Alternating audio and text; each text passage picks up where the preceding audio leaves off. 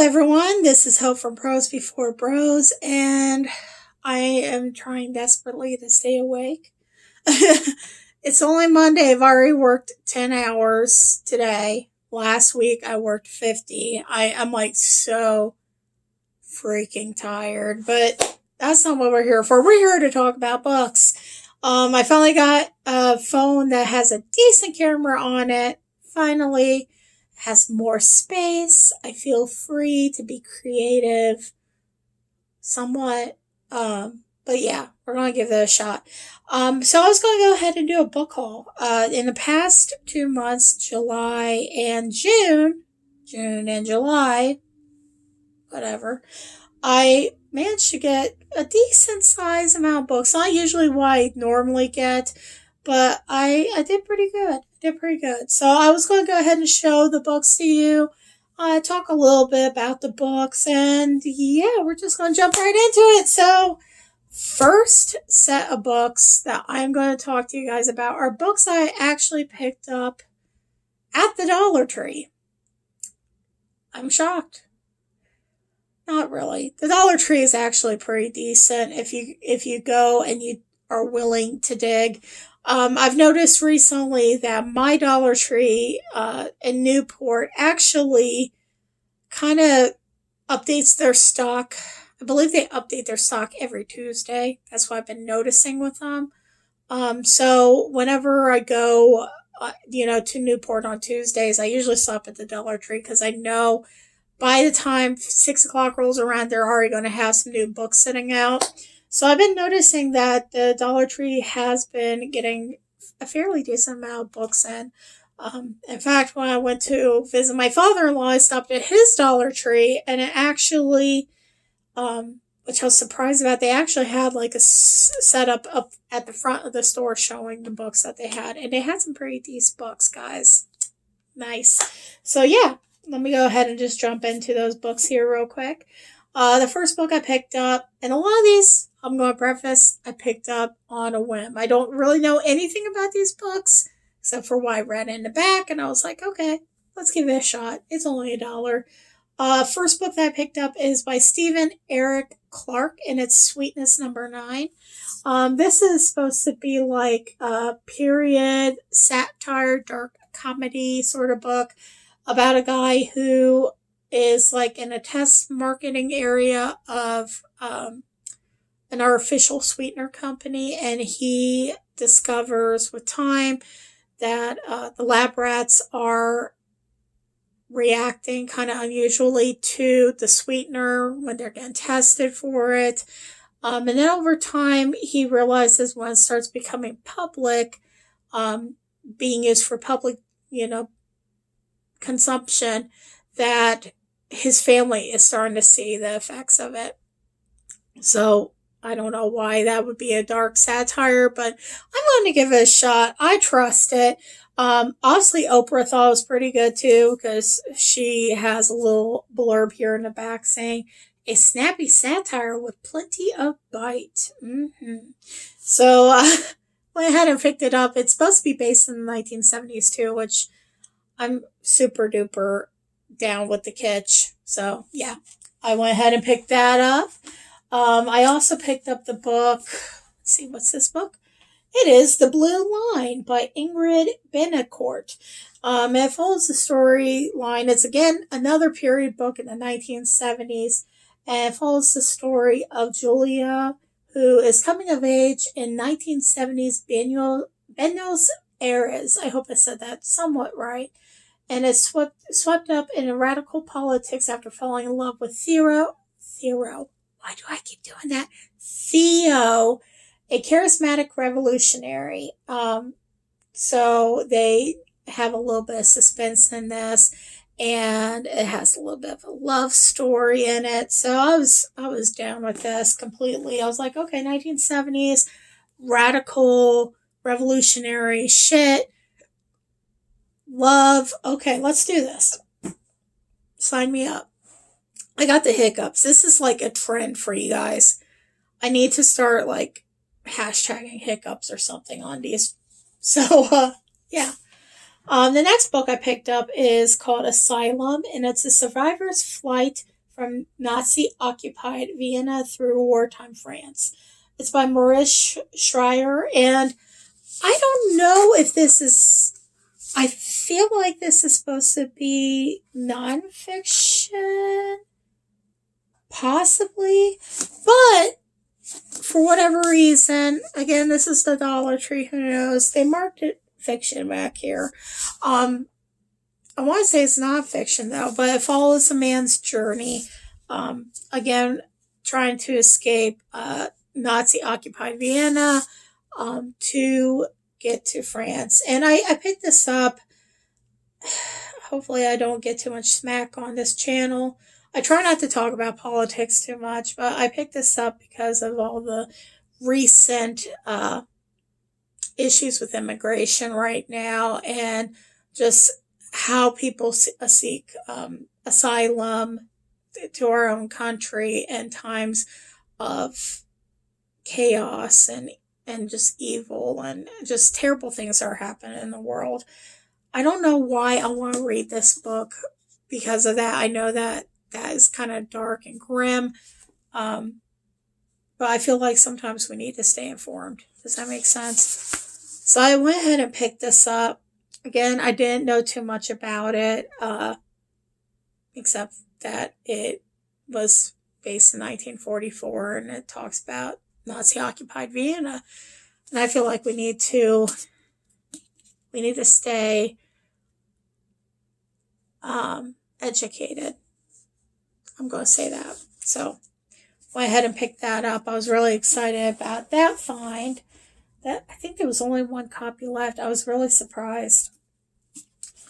The next book I picked up, again on a whim, a little more lighthearted, is Gilded Cage by Vic James. I don't, again, know that much about it. I know that it has some dark magic, political revolution, and forbidden romance, which I'm like, hey, I love it. There's that revolution theme again. And it just sounds like it would be really interesting. I believe it's young adult. It says, not all are free, not all are equal, not all will be saved. Our world belongs to the equals, aristocrats with magical gifts, and all commoners must serve them for 10 years. But behind the gates of England's grandest estate lies a power that could not break the world. A girl thirsts for love and knowledge. Abby is a servant to England's most powerful family, but her spirit is free. So when she falls for one of their noble-born sons, Abby faces a terrible choice. Uncovering the family's secrets might win her liberty, but will her heart pay the price? A boy dreams of a revolution. Abby's brother Luke is enslaved in a brutal factory town, far from his family and cruelly oppressed. He makes friends whose ideals could cost him everything. Now Luke has discovered there may be power even greater than magic, revolution, and an aristocrat will remake the world with his dark gifts. He is a shadow in the glittering world of equals, with mysterious powers no one else understands. But will he liberate or destroy? So, it was kind of one of those whim purchases. Again, it was only $1. So I'm not losing out if I absolutely hate it. The worst that could happen is I unhaul it. So yeah, that's Gilded Cage by Vic James. And I have a feeling I've heard that name somewhere. If you guys know who that is, let me know in the comments below. Alright, next book I'm super excited about because I would have never thought I would find it in a Dollar Tree. So to preface, you guys remember, I think it was like a couple videos ago, I was talking about a 5-star book that I read that I absolutely love, and it was called A Lovely War by Julia Barry. After I read that book, I was like, I need to find more of her books and just dive into them, because I honestly didn't think I was going to like The Lovely War, and then I absolutely loved it. So, see what I did there? Lovely War, loved it. So yeah, I went to the Dollar Tree, and this was sitting on the shelf, and it's the book The Passion of Delosa, and it's by Julie Berry. I hope I said Delosa right. I just winging it, y'all.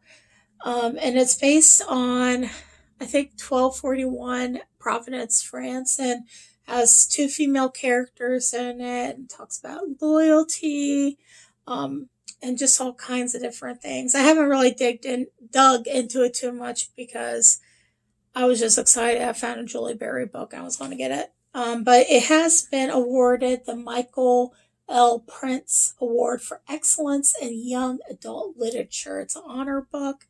And that was honored by the American Library Association. So, yep, really excited about that. The next book I picked up was kind of a memoir, so to speak, and it's Kelsey Miller's Big Girl, How I Gave Up Dieting and Got a Life. That's what it looks like. I've seen this somewhere, and I'm not sure where I've seen it. I picked it up primarily because here in Cincinnati, we have a fat positive group that does like fat swims, and they've recently started doing fat yoga and stuff, and I was introduced to it. I was so excited. And I'm trying to get a book club off the ground for this group, finding like fat positive literature and all that. And picked this up. Didn't know much about it. Still got the hiccups. Jeez. Didn't know too much about it, so I thought I would give it a read and see if it's something that I want to possibly buddy read with somebody. But yeah, so Kelsey Miller had done it all: crash diets, healthy diets, and nutritionist prescribed eating plans, which are diets that you pay more money for. She's been fighting her unthin body since early childhood, and at 29, she finally hit bottom. No diet could transform her body or life. With the help of an intuitive eating coach and fitness professional, she learned how to eat based on her body's instincts and exercise sustainably without obsessing over calories burned. But with each thrilling step toward a healthy future, she had contend with the painful truths of her past. So I don't know. I mean, it could be good to read, but at the same time, I don't want to like push health regimens into a pro-fat book reading group. So I don't know, but it was $1. If I hate it, I gun haul it, right? Not a biggie. And the last book I got at the Dollar Tree was Raising the Bar, Big Dreams, False Starts, and My Midlife Quest to Dance the Nutcracker. This is a book by Lauren Kessler, and the cover is super pretty. I think that was the main reason why I picked it up. But it's a memoir, and it's about this woman who was like obsessed with ballet when she was young, wanted to do the Nutcracker, but never got around to it. And she basically starts getting an itch and wants to get back into ballet in some form or another. So I thought it was really interesting, and yeah, I picked that up. So those are all my books from the Dollar Tree. The next series of books I'm going to talk about are books that I either got on Amazon, I got at Target, got at smaller independent book places. Something fell over there. I'm trying to fit. I am trying to get my bookcase organized right now. It's going insane. But yeah, so we'll just jump right into those. The last three I'm going to talk about are my book of the month, so we'll get to those at the end. The next book that I have is yet another Julie Berry book, and it's a used book that I picked up at Thrift Books. And it's All the Truths That's in Me. All the Truths That's in Me by Julie Berry. Her words could ruin him, but her silence will destroy them both. And on the back it says, I thought how, if you knew, you might look twice at me. Bend your thoughts my way and see if they snap quickly back or linger. But you don't know, and you will wait, and you never will. For I am forbidden from telling. I don't know too much about this except for it involves a girl that I believe has a very traumatic past and a dark secret. And she finds solace with a boy in her town. But honestly, there's a secret involved that she doesn't want him to be a part of, something of that nature. I've been saying that a lot today. So yeah, I'm excited about checking that out. The next book I picked up is actually a book that was like him hauling around about. I wasn't quite sure if I was going to pick it up or not. Chelsea Darling Reads talked about it, and Melted Any talked about it, and then somebody else mentioned it to me, and I was just like, shit, I gotta pick up that book now. Um, and I'm going to show you the cover, and I'm going to have you guys decide why I can't take this book to work and leave it on my desk. So the book is A Lesson in Thorns by Sierra Simone, and hello, boobies. So yeah, everybody's been talking about this book on BookTube. So the Smuthon happened. Everybody and their mother was talking about this book, saying it was like super duper smutty. I kind of get this vibe of like gothic romance smut when I read the back of it, but it's once upon a time, six children stumbled upon a wild place hidden deep in the moors, shrouded by secrets and fog. There we played a game among the roses and the thorns that would change us forever, that would follow us the rest of our lives. A game that ended with a hard kiss in the rain and tattered flower petals fluttering from above. 12 years later, we're back. So, it's supposed to talk about it's like a mystery, a thriller, and erotica. There's six friends, and a lot of sex ensues apparently amongst them. I don't know much more besides that. I usually don't read too much smut. I think the last time I read smut was like 4 or 5 years ago. Um, yeah. And I think the reason why is because like 50 Shades of Grey came out and it just kind of made smut so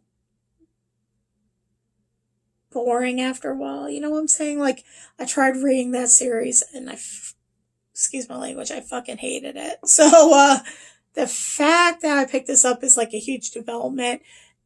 The cover is interesting and it sounds like it's going to be pretty good. And Melted In, he liked it. Like I said, Chelsea liked it. A lot of people were saying that they liked it. So I'm going to go ahead and give it a read. The only thing is, yeah, I'm definitely going to have to take my little book bag thing. What's that thing called? Book sleeve. I'm going to have to put this in my book sleeve. Pray to God my boss doesn't look at it. She loves books, so she's always snooping at my books. So yeah, I'm excited. Really excited and scared. All right, next book I picked up is a book called Unstoppable in Stilettos, A Girl's Guide to Living Tall in a Small World. And it's by Lauren, I'm going to mess up her name so bad, Rotilio. And that's what the cover looks like. It's a very small book, but the way I found out about this book is actually on my Facebook. Somebody posted like a little one of those like inspirational videos, and Lauren was actually in it, and she was talking about her life with McCune-Albright syndrome, which has caused her to have like a form of dwarfism. She's only 4'2", and she has to walk with crutches. But the really interesting thing is, like, her physical therapist was like, "You're most likely going to be bound to a wheelchair," and she's like, "No, I'm going to walk, even if I have to walk with crutches. I'm going to do it." And she always had like a fascination of high heels and wedge shoes and platform boots and all that. But unfortunately, with her size, her feet were so small she couldn't find anything that she could wear outside the kids' department. So that led her into a journey of creating her own shoe line for people like her who have, either the McCune-Albright syndrome or have any other syndromes that might cause dwarfism or anything like that. so she could have like an inclusive line for them.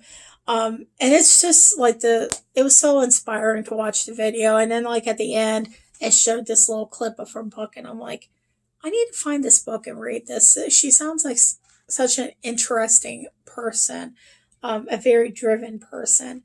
I'm really dying to read how she designs the shoes. I'm like a shoe hound. I love shoes so much. So yeah, I picked this up. I believe I picked this up at Thrift Books as well. Did I? Yeah, Thrift Books was the one that I bought it from, and I didn't spend that much on it at all. So I was super excited about that because that was in my mailbox today. So been waiting for like 2 weeks for it. Okay, the next book I picked up is a book that I believe Chelsea from Chelsea Tolling Reads was talking about it, and it's Technically You Started It, and it's by Lena Wood Johnson. So it's just such a cool little book because it's all text messages. And basically, it follows the storyline of a girl and a boy that are texting back and forth. The girl's under the impression that the boy is somebody else that she has like a crush on. He starts texting her, and yeah, that's all I really know about right now. But Chelsea was like loving the shit out of this book. Oh, excuse me. And there is queer representation in this book. The main character, one of the main characters, is bisexual. And I am all for that. I was so excited to find, I'm always excited to find queer representation, especially bisexual or pansexual, because I, for one, identify as pansexual. And there's just not enough books out there to feel inclusive in the LGBTQ community. Plus, with the plus, I almost forgot the plus. So, it's important to have that inclusion. A lot of, I think Mel Teneni was the one that brought this up in one of her vlogs. Sometimes she gets so discouraged because it's so hard to find any sort of representation when you're pansexual. And if I remember correctly, I think she identifies as pan as well, either pan or bi, and she struggles with finding stuff, books that she could easily relate to. I've struggled with it, so I'm really excited about reading this. I think this is going to be a very quick read considering it's all text messages back and forth. Hopefully it still has that essence and that personal feeling that just a standard book will have. Yeah, I'm going to be starting that soon. I'm really excited. The next book I picked up is actually another book I picked up because of personal reasons, I guess. And that book is This Time Will Be Different by Misa Sigiriya. I hope I said her name right. Can you guys tell I'm terrible with names? We'll pull off the sticker while I'm talking to you guys. So this book is about a girl who, her family owns this flower shop, and she's getting ready. They're getting ready to sell this flower shop, and the prospective buyers are previous owners of the shop, and they were sent away to the Japanese American internment camp, and their property was seized from them. So they're trying to get that property back in their family name. Yeah, I take this one's personal for me because I don't know if I've ever told you guys this, but I am actually part Japanese. My mother is half Japanese. She was born in Japan in 1948. Her father is, he was stationed there during World War II. He met my grandmother there. They got married and had my mom and my uncle. And at the time, they were thinking about staying in Japan. Like my grandfather really wanted to stay in Japan so he could pursue his hopeful career of being a photographer. He loved photography, which it still shocks the hell out of me because fascinated with photography. And I never met him because he died long before I was born. Um, so when they did decide that they were going to come over to Japan, from Japan to America, my mom was only 6 months old at the time. Um, so it was a culture shock for my grandmother to come here to the United States and be acclimated to our culture and our way of life. And unfortunately, during that period of time, after Japan was occupied, there was a lot of animosity towards the Japanese. And unfortunately, there was times where she was the brunt of that. She lived in a farming community, and um, for the most part, people were understanding, but at the same time, there was a few people that weren't so understanding. Her family friend who came over from Japan with her husband, they had a son that was a little older than my mom, and he actually was tied to a tree and beaten one day after school just because he was Japanese. So hearing those stories, it I mean it's tough for me to listen to. Nobody wants to hear, but at the same time, it's humbling because it shows that, we came a long way. Um, my mom has memories of being little and being called a Jap on the street. Shortly after Trump was elected, she had somebody tell her to go back to her own country. So horrible things happened that, she had to deal with. And I haven't had to deal with it too much because I could kind of get away with the Caucasian look. But there are times that I've had people say things that are just really crude. Um, and it's really hard to find books, especially on the Japanese American internment. A lot of people don't like to talk about it. I didn't actually find out about it until much later in life when my mom was telling me about it and just the fears that her family had to go through when that was occurring because it just, yeah, she wasn't here during that time frame, but the animosity was still sticking around. A lot of people were still very upset with the Japanese. So, what was I saying? So, anytime that I find a book that talks about Japanese culture or that focuses on that dark part of our history, I like to read it because it kind of reminds me of where I'm coming from, my roots, so to speak.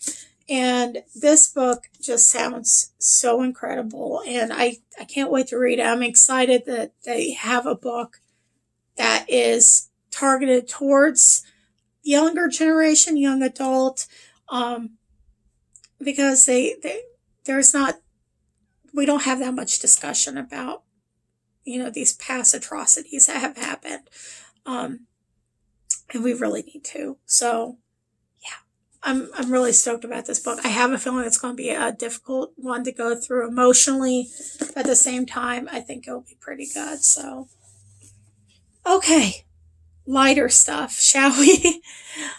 The next book that I have here is Wilder Girls by Rory Power.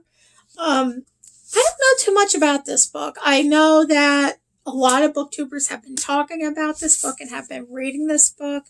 I believe some of them read it for Reading Rush. Um, but yeah, the cover is really pretty. What the hell? What the hell's on this cover though? All right, I wanted to show you that's the cover. And I think it's very apocalyptic, if I remember correctly, like focuses on a plague, a boarding school. I like that creepy vibe to books, so I don't know too much about it, but it sounds really interesting, and a lot of people have been talking about it. I got the hiccups. This is terrible. My husband just got home. I could hear him. But yeah, so I picked this book up and I'm going to go ahead and give that a shot. If you guys have read that book, please let me know what you thought below. I am dying to find out if there's other people that were interested. All right, so two more books before I start talking about book of the month. The next book I'm actually reading right now, I just started a couple days ago, and it's the book Fix Her Up by Tessa Bailey. I feel like this was being read a lot during Smut-a-thon.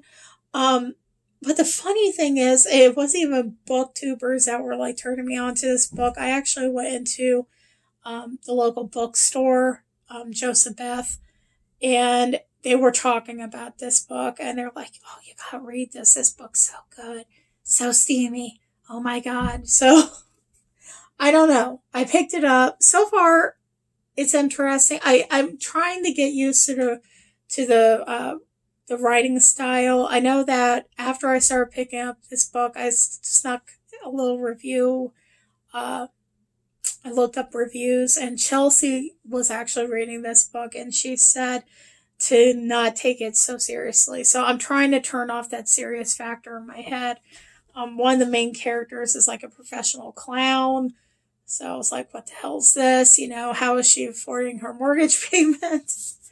The banker in me was starting to talk shit. So after I heard Chelsea say, hey, you guys don't go in it all serious, it's like, okay, I'm going to do this. I'm going to read this book and give it a shot. But so far it's cutesy. I like it. All right. And the next book, we went from the cutesy to the dark and cryptic real fast. It's Mindhunter Inside the FBI's Elite Serial Crime Unit by John Douglas and Mark Allshacker. That sounds about right, right? And this is based off the Netflix original series, which is on my watch list. I haven't had time to watch it, but it sounded really interesting. Like, you guys know, I'm obsessed with true crime. I've always been obsessed with true crime. And this talks about some of their most famous cases. Like, they talk about, let's see, Jack Crawford. They talk about Charles Manson, Ted Bundy, Ed Gein, and a bunch of other famous serial killers. So, and how they profile them. Some of these are really interesting. They talk about, oh gosh, I can't remember his name all of a sudden. I'll have to look it up. This is going to drive me nuts.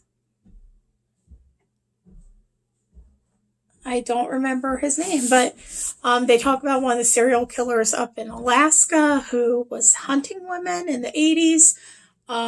Some very interesting things, like they profiled him down to a T to the fact that he had a stutter. And this was before they knew who the serial killer was.